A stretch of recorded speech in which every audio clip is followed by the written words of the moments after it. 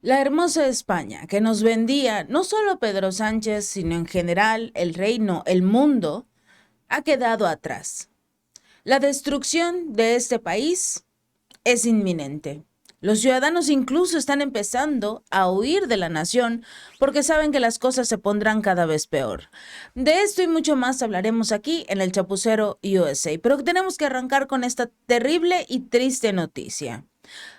Porque España tiene diversos problemas económicos, sociales, migratorios, pero a todo le sumamos también la vivienda. La cuestión de la vivienda se contempla en España como el principal problema para amplias capas de la población. Jóvenes que se han visto limitados de su acceso tanto en la compra, incluso hasta para el alquiler, porque hay una escasez de oferta y si a esto le sumas los asquerosamente elevados precios que existen, obviamente tienen que huir de la nación.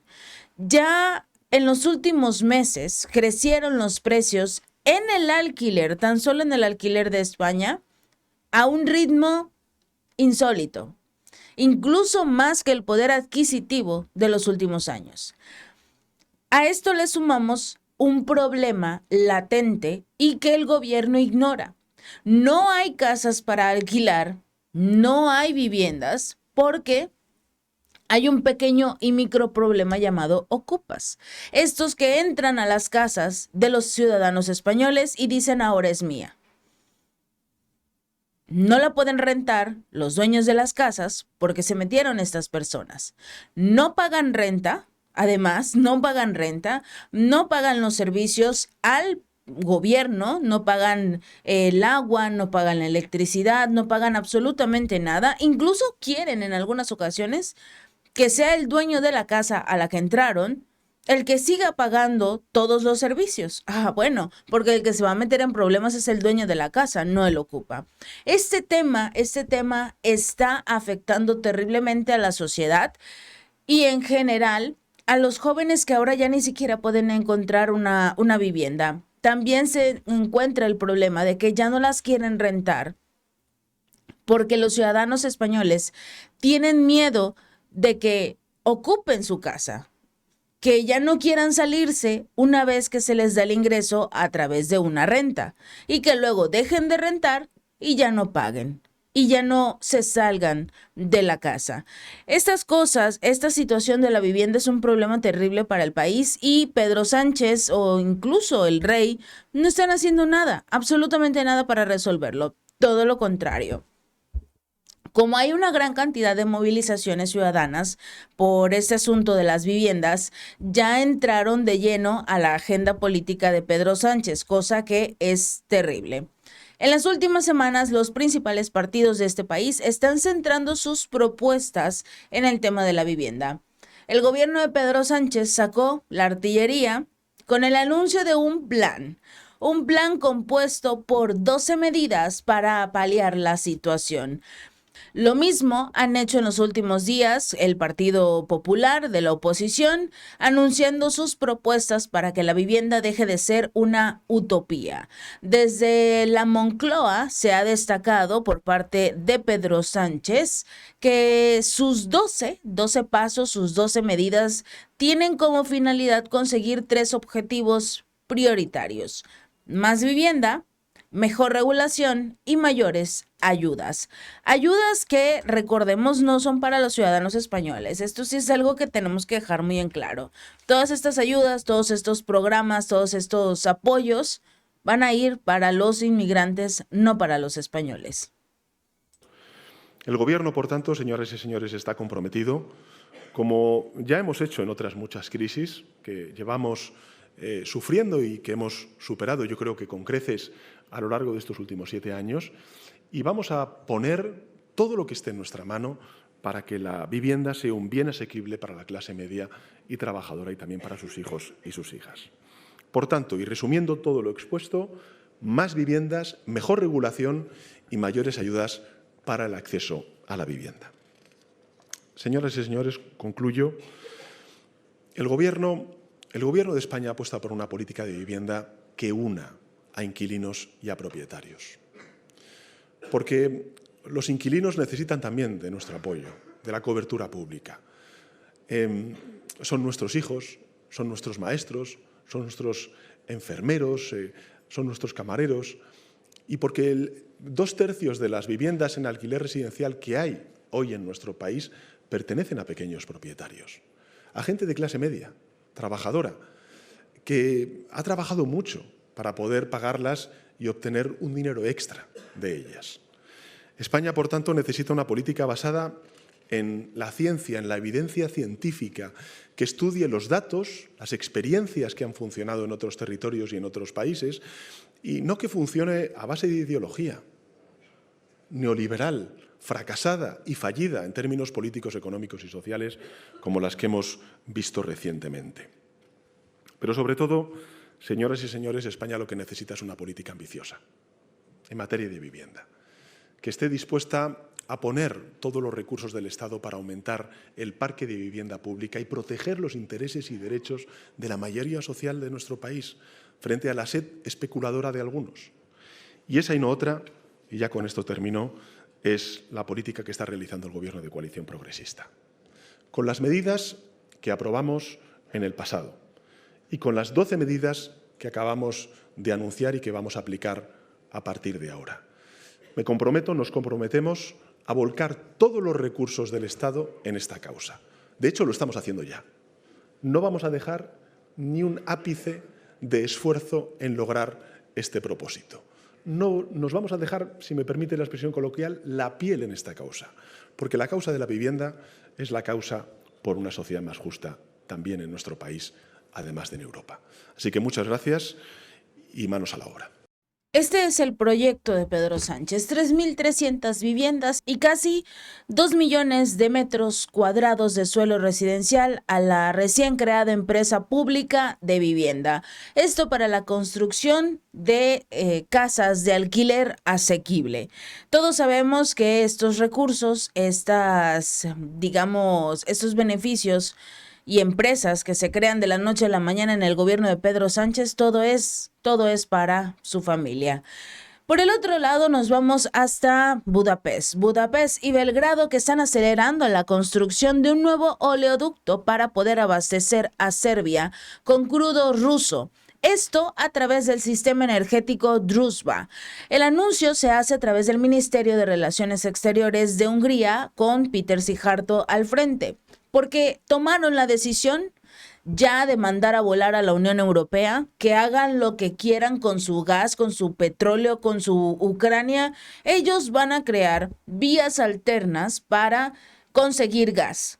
No se van a detener, no le importa lo que diga la Unión Europea y mucho menos lo que haga el payaso de Zelensky. La decisión se produce sobre todo porque las últimas sanciones estadounidenses contra Rusia han afectado poco a poco los precios del petróleo. Aumenta porque como ya no hay tantos barcos que puedan trasladar el petróleo de Rusia a la India o de Rusia a cualquier otro país, entonces no le queda más remedio a la Unión Europea que pagar extra por transportar el petróleo, porque ya no hay barcos, ya no hay buques de carga que puedan trasladar estos recursos. Pero así lo quiso Estados Unidos y así lo va a aceptar también la Unión Europea.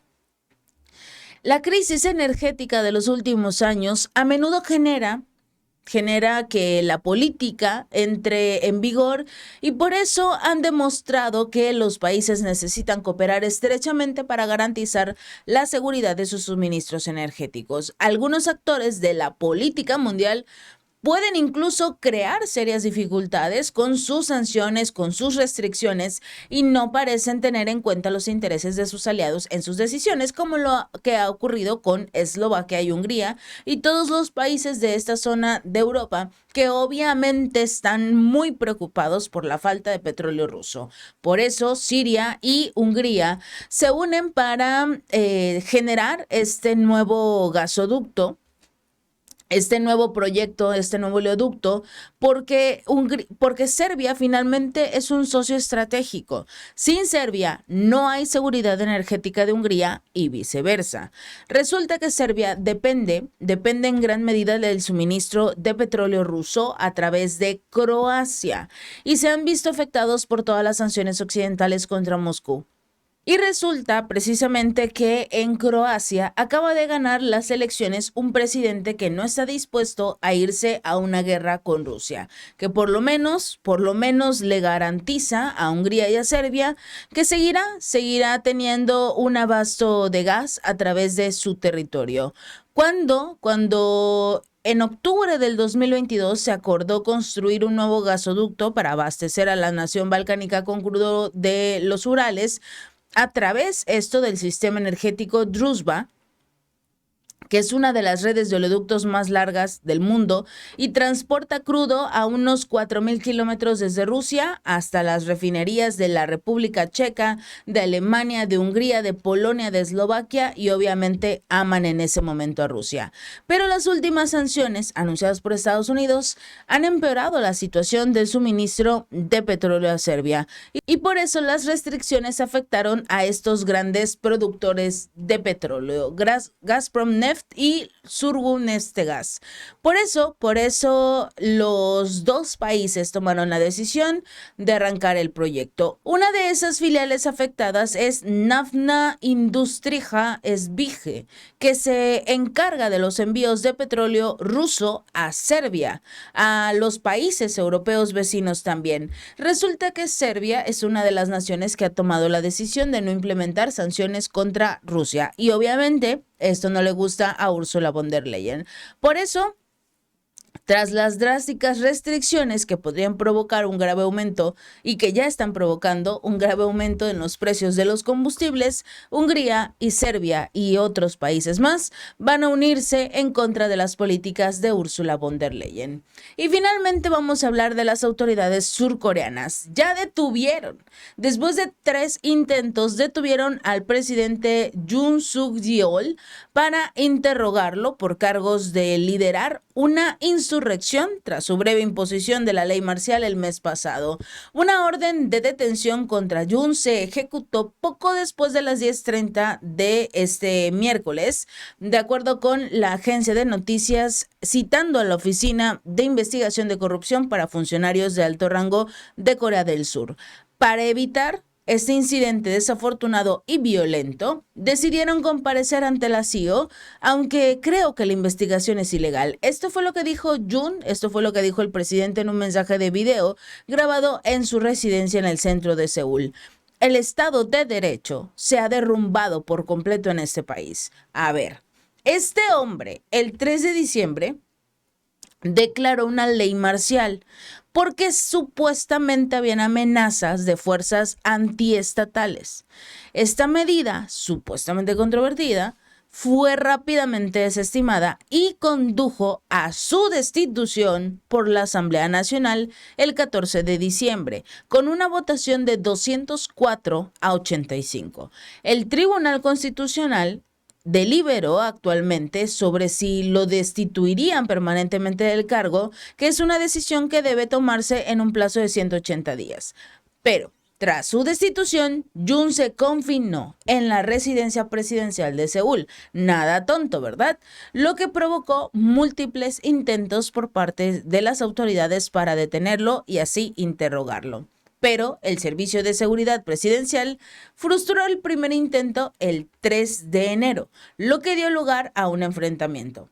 Obviamente los partidarios de Yoon han protestado contra su detención. Los enfrentamientos entre ellos y las fuerzas del orden han causado heridos, lo que hace temer incluso que se produzcan actos de violencia si se utiliza la fuerza para detener al presidente. En el segundo intento se llevó a cabo este 15 de enero y las unidades policiales rodearon el complejo presidencial al amanecer.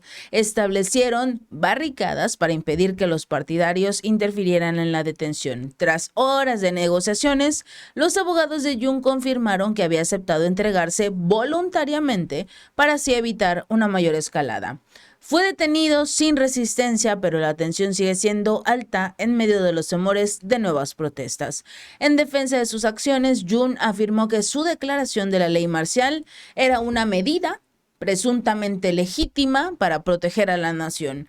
Esto en una declaración a sus partidarios del 1 de enero, donde prometía luchar junto a ellos hasta el final para proteger a su nación. Casi hace un autogolpe de Estado para quedarse con todo en lo que es Corea del Sur y al mismo tiempo mandar a volar al resto de las instituciones. Vaya democracia, porque Estados Unidos y la Unión Europea no están en contra de estas acciones. Porque es un amigo. Si este video te gustó, no olvides darle like y compartir. Nos vemos la próxima.